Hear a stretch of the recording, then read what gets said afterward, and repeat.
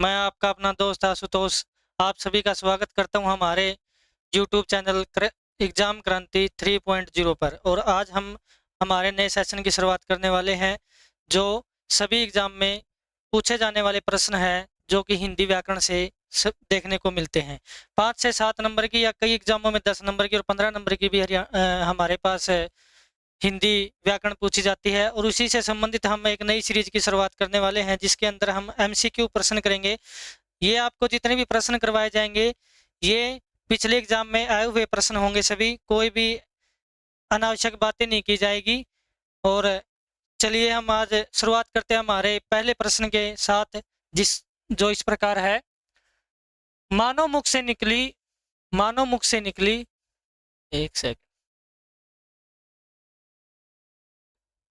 मानव मुख से निकली वे सार्थक ध्वनियां जो दूसरों तक अपनी बात पहुंचाने का काम करती है क्या कहलाती है। जो सबसे पहला और सबसे इंपॉर्टेंट क्वेश्चन है जो बार बार एग्जाम में पूछा जाता है कि मानव मुख से निकली वे सार्थक ध्वनियां जो दूसरों तक अपनी बात पहुंचाने का काम करती है क्या कहलाती है। आप सभी को पता भी है उसे क्या कहा जाएगा।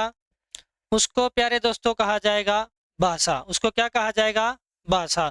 और इसकी जो सार्थक जो हमारे पास सरल परिभाषा है वो ऐसे है कि भाषा वह साधन है जिसके द्वारा हम अपने विचारों को दूसरों तक पहुंचाते हैं और दूसरों के विचारों को ग्रहण करते हैं, उसे ही हम भाषा कहते हैं।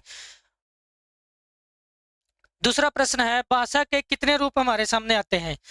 सभी दोस्तों को पता भी होगा कि भाषा के हमारे पास 2 रूप होते हैं। भाषा के कितने रूप होते हैं? 2 रूप होते हैं। सबसे पहले तो आपको यह पता होना चाहिए कि भाषा के 2 रूप कौन कौन से हैं। एक तो होती है लिखित भाषा और एक हमारे पास आती है मौखिक भाषा। मौखिक भाषा। इससे पहले भाषा का एक रूप और माना जाता था, उसे कहते थे सांकेतिक भाषा। सांकेतिक भाषा का आज के प्रचलन आज की इस आधुनिक हिंदी में प्रयोग नहीं है, तो सांकेतिक भाषा को हम भाषा का रूप नहीं मानते। भाषा का रूप हम लिखित भाषा को और मौखिक भाषा को ही मानते हैं। तो आप सभी को पता चल गया होगा भाषा के कितने रूप होते हैं। भाषा के 2 रूप होते हैं। नेक्स्ट प्रश्न है भाषा की व्यवस्था के नियमों को क्या कहते हैं। व्यवस्था के नियम। भाषा की व्यवस्था, भाई भाषा किस प्रकार लिखी जाएगी, उसके अंदर संज्ञा का क्या स्थान होगा, सर्वनाम का क्या स्थान होगा, प्रश्नवाचक चिन्ह हो गए, पूर्ण विराम हो गया, इसके बारे में हमें क्या कहां से पता चलता है, किस चीज की जानकारी होनी चाहिए कि हमें भाषा की व्यवस्था का पता चले। तो उसके लिए हमारे पास ऑप्शन दे रखे हैं। ऑप्शन 1 है शास्त्र, ऑप्शन बी है वाक्य, ऑप्शन सी है व्याकरण और ऑप्शन डी है लिपि। तो इसमें जो करेक्ट आंसर होगा वो होगा हमारे पास ऑप्शन नंबर सी। भाषा की व्यवस्था के नियमों को व्याकरण कहा जाता है। भाषा की व्यवस्था के नियमों को क्या कहते हैं? व्याकरण कहते हैं। नेक्स्ट क्वेश्चन है मौखिक ध्वनियों को लिखकर प्रकट करने वाले चिन्हों को क्या कहते हैं। वो थी भाषा की व्यवस्था। और इसमें पूछा गया कि मौखिक मतलब मुख से निकली हुई ध्वनियों को लिखकर प्रकट करने वाले चिन्हों को क्या कहते हैं। उसका पहला ऑप्शन हमारे सामने आता है शब्द, दूसरा आता है पद, तीसरा आता है लिपि और फोर्थ ऑप्शन हमारे पास आता है वाक्य। तो हमारे पास जो इसका करेक्ट आंसर होगा, जो इसका सही उत्तर होगा वो होगा लिपि। एक सरल शब्दों में लिपि की परिभाषा भी होती है। लिखने के ढंग को लिपि कहते हैं। लिखने के ढंग को क्या कहा जाता है? लिपि कहा जाता है। नेक्स्ट प्रश्न है हिंदी किस भाषा परिवार की भाषा है। हिंदी किस भाषा परिवार के अंदर आती है, इसका भी पता होना चाहिए। देवेंद्र शर्मा नाम के एक विद्वान हुए हैं, बहुत बढ़िया विद्वान हुए हैं हिंदी के, श्री देवेंद्र शर्मा। इन्होंने बताया था कि विश्व के अंदर 12 भाषा परिवार हैं। विश्व के अंदर कितने भाषा परिवार हैं? 12 भाषा परिवार हैं। और उनमें से 4 भाषा परिवार की भाषाएं, कितने भाषा परिवार? 4 भाषा परिवार। उनकी भाषा परिवार की 4 भाषा परिवार की भाषाएं भारत के अंदर बोली जाती हैं। कहां बोली जाती है? भारत के अंदर। और भारत में भी इस 4 में से मुख्य रूप से 2 ही भाषा परिवार हैं। कितने भाषा परिवार हैं? केवल 2। इसमें सबसे पहले आता है बहुरूपीय भाषा परिवार। बहुरूपीय भाषा परिवार। और एक आता है द्रविड़ भाषा परिवार। द्रविड़ भाषा परिवार। मुख्य रूप से भारत के अंदर दो भाषा परिवार की भाषाएं बोली जाती है, एक तो होता है बहुरूपीय भाषा परिवार और एक है द्रविड़ भाषा परिवार। और हमारे पास ऑप्शन में दे रखा है कि ऑप्शन में चार भाषा परिवार ही दे रखे थे, बहुरूपीय, दूसरा है तिब्बत ब्रह्मी, और तीसरा है द्रविड़, और फोर्थ है आग्नेय। तो इनमें से ये चार तो मुख्य रूप से तो बोले जाते हैं दो, बहुरूपीय और द्रविड़, लेकिन ओवरऑल देखें तो जिनमें चारों में ये दो और सम्मिलित है। तो हमारे पास जो इसका करेक्ट आंसर होगा वो होगा हिंदी किस भाषा परिवार की भाषा है? बहुरूपीय भाषा परिवार की भाषा है हिंदी। और द्रविड़ के अंदर हमारे जो दक्षिण भारत के अंदर भाषाएं बोली जाती है, तमिल, तेलुगु, मलयालम, कन्नड़, ये भाषाएं द्रविड़ के अंदर आती हैं, और हिंदी जो है वो बहुरूपीय भाषा परिवार की भाषा है। तो नेक्स्ट प्रश्न पे चलते हैं। मौखिक ध्वनियों को लिखकर प्रकट करने वाले चिन्हों को क्या कहते हैं? ये रिपीट हो गया क्वेश्चन, इसका राइट आंसर आपको पता ही है, लिपि। नेक्स्ट प्रश्न है, हरियाणा की राजभाषा है, हरियाणा की राजभाषा कौन सी है?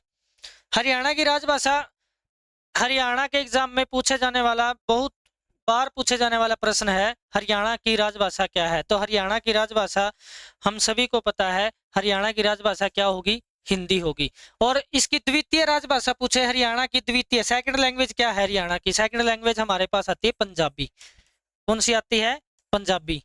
और इससे पहले पूछे, पंजाबी से पहले कौन सी थी? पंजाबी से पहले थी तमिल। तमिल को हरियाणा की दूसरी भाषा का दर्जा प्राप्त था।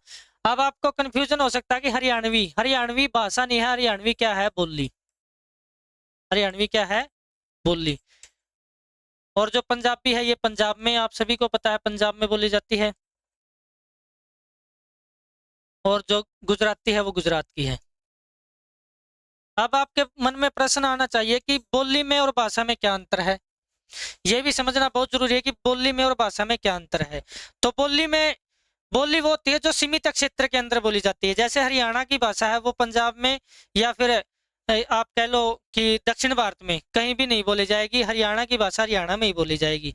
तो इसीलिए उसको क्या नाम दिया गया है? बोली का नाम दिया गया है। और भाषा होती है व्यापक रूप से 4-5 स्टेट में, जैसे हिंदी है, हिंदी हरियाणा की बहुत सारे स्टेट में बोली जाती है, ठीक है। तो हिंदी क्या है? भाषा है, और हरियाणवी क्या है? बोली है। और इसका एक और जो सबसे साइंटिफिक रीजन इसका होता है कि जिस भी भाषा की अपनी व्याकरण हो, अपनी लिपि हो, अपनी व्याकरण हो, उसे ही हम भाषा का दर्जा मानते हैं। बोली में और भाषा में अंतर है, जो आपको एकदम से सही से समझ में आ गया होगा। तो हमारा इसका जो करेक्ट आंसर होगा वो होगा हिंदी। नेक्स्ट क्वेश्चन की ओर चलते हैं। ये संविधान से रिलेटेड, पॉलिटी सब्जेक्ट से रिलेटेड एक क्वेश्चन है। हिंदी को भारत संघ की राजभाषा का दर्जा कब मिला? हिंदी को भारत संघ की राजभाषा का दर्जा कब मिला? वो पहला ऑप्शन है 14 सितंबर 1950, सेकंड है 14 सितंबर 1950, और नेक्स्ट ऑप्शन है 5 सितंबर 1949, और जो लास्ट ऑप्शन है वो 26 जनवरी 1950। तो हमारा जो करेक्ट आंसर होगा इसका वो होगा 14 सितंबर 1949। 14 सितंबर 14 सितंबर 1949। 1949 को हिंदी को राजभाषा का दर्जा मिला था। किसका भाषा? कौन सी भाषा का? राजभाषा का। आपको यही पता होना चाहिए कि मैं आपसे एक प्रश्न करता हूं कि भारत की राष्ट्रभाषा कौन सी है? भारत की राष्ट्रभाषा कौन सी है? तो हमारे पास आंसर आएगा, हम भारत की कोई भी राष्ट्रभाषा नहीं है। भारत की क्या नहीं है? कोई भी राष्ट्रभाषा नहीं है। क्यों नहीं है? क्योंकि राष्ट्रभाषा में और राजभाषा में भी अंतर है। राष्ट्रभाषा वो होती है, राष्ट्रभाषा देखो, राष्ट्रभाषा को दो शब्दों में तोड़े तो राष्ट्र, राष्ट्र का मतलब देश, देश में बोली जाने वाली, देश मतलब पूर्ण देश में, पूरे देश में बोले जाने वाली भाषा, उसे ही हम राष्ट्रभाषा का दर्जा देते हैं। लेकिन ये हिंदी के साथ नहीं है। हिंदी हाँ राजभाषा जरूर है कि राजभाषा में जो हमारे सरकारी कामकाज हैं वो भारत के हम किसी भी हिस्से में जाकर हिंदी में वो कार्य करवा सकते हैं, उसकी एक कॉपी निकलवा सकते हैं। आपको कहीं भी कार्य हो तो ऑफिशियल लैंग्वेज के रूप में हम हिंदी का इस्तेमाल करते हैं, न कि राष्ट्रभाषा के रूप में। क्योंकि हमारे देश में जो है 22 भाषाएं बोली जाती है। कितनी भाषाएं? आधिकारिक रूप से 22 भाषाएं हैं, और उन्हीं में से एक है हिंदी। तो आपको पता चल गया होगा राष्ट्रभाषा और राजभाषा में क्या अंतर है। राष्ट्र होती है पूरे देश में बोले जाने वाली, और राजभाषा है एक ऑफिशियल लैंग्वेज के रूप में आप काम करवा सकते हैं हिंदी को लेकर, इससे आगे कुछ नहीं है। नेक्स्ट क्वेश्चन है, संस्कृत भाषा की लिपि कौन सी है। देखो ये प्रश्न बहुत बार पेपर में रिपीट हुआ है, संस्कृत भाषा की लिपि कौन सी है। इसमें आप हिंदी भी ले सकते हैं, हिंदी भाषा की लिपि कौन सी है। तो संस्कृत भाषा की हमारे पास जो लिपि निकल के आती है वो होती है देवनागरी। कौन सी लिपि आती है, देवनागरी। और जो गुरुमुखी है वो है पंजाबी भाषा की। कौन सी भाषा की है, पंजाबी भाषा की जो लिपि है उसे क्या कहते हैं, गुरुमुखी। और रोमन है वो अंग्रेजी भाषा की है, अंग्रेजी। फ्रेंच, फ्रेंच भाषा भी रोमन लिपि के अंतर्गत आती है। और फारसी है, इसके अंदर उर्दू आती है, अरबी आती है, और फारसी भी एक भाषा ही है, फारसी भी आती है, और फारसी एक लिपि भी है। और देवनागरी के अंदर हमारी हिंदी भी देवनागरी के अंदर इंक्लूड होती है, हिंदी भाषा। संस्कृत आपके सामने लिखा हुआ है, और नेपाली, मराठी, मराठी, नेपाली और गुजराती, ये कुछ मुख्य भाषाएं हैं वो लिखी हैं। राजस्थानी जैसे जयपुरी, ये ऐसे तो बहुत सारी भाषाएं हैं, गुजराती भी इसके अंदर आती है। तो देवनागरी लिपि का उद्भव किस लिपि से हुआ है, इसका ही पता होना चाहिए। ब्राह्मी, ब्राह्मी लिपि से ही देवनागरी का जो स्वरूप हमारे सामने आता है। खरोष्ठी लिपि से फारसी निकली है, खरोष्ठी, खरोष्ठी लिपि से, खरोष्ठी लिपि से हमारे पास कौन सी आती है, फारसी। नेक्स्ट क्वेश्चन है, व्याकरण के कितने भाग होते हैं। तो व्याकरण के हमारे पास कितने भाग होंगे, पहला ऑप्शन है 2 भाग होंगे, बी है 5, सी है 4 और डी है 6। तो व्याकरण के हमारे पास मेनली 4 भाग होते हैं। कितने भाग होते हैं, 4 भाग। 4 भाग में जैसे मैं कुछ बता देता हूं, जैसे शब्द विचार, शब्द विचार,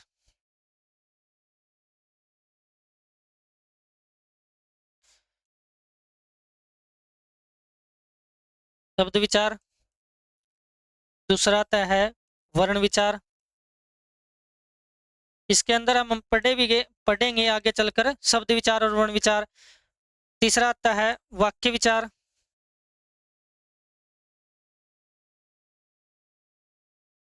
और एक और बच गया हमारे पास आता है पद विचार।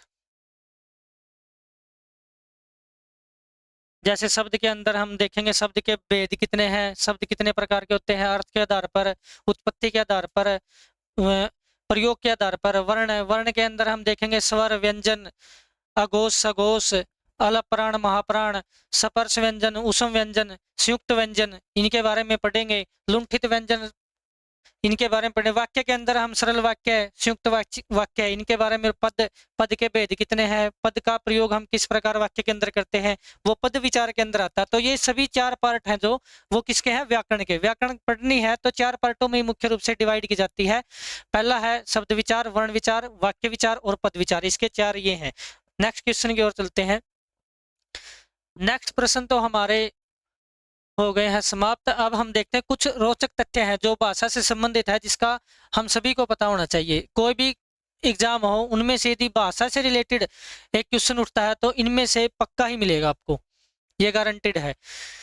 ये जो आपके सामने क्लास हो रही है वो एचटेट के लिए भी है, ये सीटेट के लिए भी है, ये सीटी हरियाणा के लिए भी है, एसएससी जीडी के लिए भी। जिस भी कम्पिटिटिव एग्जाम में आपको हिंदी देखने को मिलेगी उसमें ये जो क्लास है वो आपकी जरूर काम आएगी। तो हमारा जो इसके अंदर पहला जो लिखा हुआ प्रश्न है वो है भाषा की सार्थक इकाई। भाषा की सार्थक इकाई को कहते हैं वाक्य। भाषा की सार्थक इकाई वाक्य है। और वाक्य से छोटी इकाई, वाक्य से छोटा क्या होगा, उपवाक्य।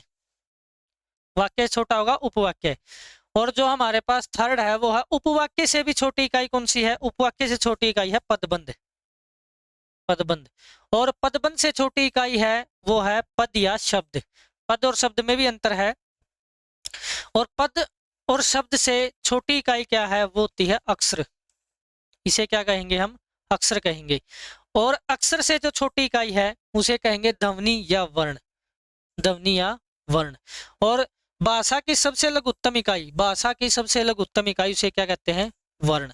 वर्ण की हमने परिभाषा ही पढ़ी है, वह छोटे से छोटी ध्वनि जिसके और ज्यादा टुकड़े नहीं हो सकते उसे वर्ण कहते हैं। ये हम तीसरी चौथी कक्षा से ही पढ़ते आ रहे हैं। और तो भाषा की सबसे लघुत्तम इकाई कौन सी है? वर्ण। और उच्चरित, उच्चरित या मौखिक, मौखिक मतलब मुख से निकली हुई, मौखिक भाषा की मूल इकाई क्या है? मूल इकाई क्या है? ध्वनि। क्योंकि हम जब भी मुख से कुछ ना शब्द बोलते हैं तो ध्वनि उत्पन्न होती है, वो ध्वनि ही दूसरों को सुनाई देती है और वो क्या रूप धारण कर लेती है? वर्ण का रूप धारण करेगी, वाक्य का रूप धारण करेगी, उपवाक्य का, शब्द का।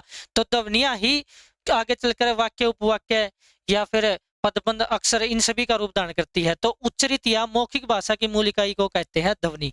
और जो लिखित भाषा की मूल इकाई, लिखित भाषा की मूल इकाई उसे कहते हैं वर्ण। उसे क्या कहेंगे? वर्ण कहेंगे।